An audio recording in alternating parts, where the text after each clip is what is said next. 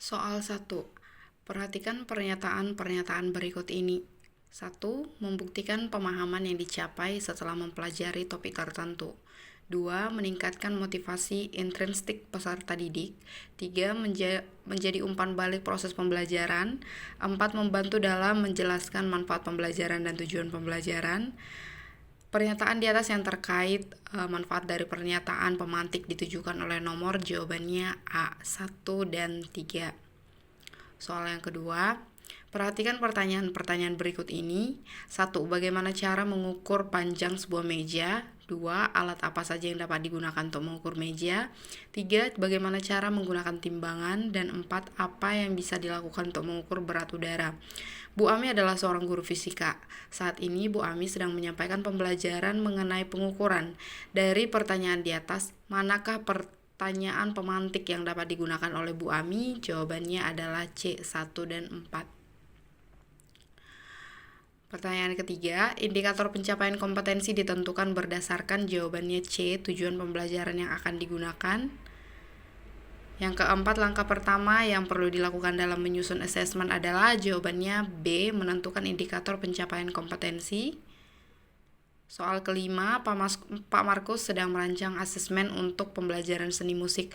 Pak Markus ingin agar para peserta didik mampu merancang sebuah pegelaran seni secara berkelompok. Pak Markus memberikan kebebasan kepada para peserta didik untuk memilih jenis pagelaran musik yang akan ditampilkan. Untuk proses penilaiannya, Pak Markus memutuskan akan menggunakan rubrik. Pak Markus memutuskan untuk menggunakan 3 aspek, yaitu penampilan, harmonisasi, dan variasi alat musik yang digunakan. Yang tidak termasuk kriteria ketercapaian tujuan pembelajaran menunjukkan harmonisasi dalam bermusik adalah jawabannya A, 3 alat musik atau lebih digunakan secara atau sekaligus. Soal yang keenam, apa komponen minimal modul ajar? Jawabannya B, tujuan pembelajaran, asesmen, langkah pembelajaran, dan media pembelajaran. Soal ke-7, Pak Robert sedang mempelajari modul ajar yang didapatkannya dari platform Merdeka Belajar.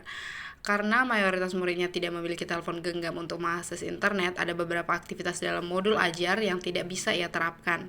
Oleh karena itu, ia memodifikasi aktivitas menjadi kegiatan serupa namun tidak memerlukan telepon genggam. Upaya modifikasi modul ajar yang diajarkan Pak Robert adalah termasuk jawabannya A, modifikasi terkait sarana dan prasarana belajar. Yang kedelapan, perhatikan pernyataan-pernyataan di bawah ini terkait dengan keunggulan media belajar. Pertama, memudahkan peserta didik untuk memahami materi yang berkaitan dengan fenomena alam. Kedua, mudah dipahami karena disajikan menggabungkan gambar, suara, dan teks. Ketiga, lebih disukai peserta didik karena dapat disajikan secara menarik.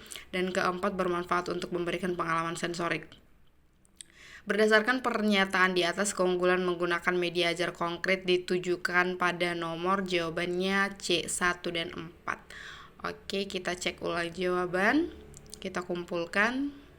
Dan luar biasa, pemahaman Anda sangat baik, berhasil. Silakan mengerjakan Bapak Ibu. Terima kasih.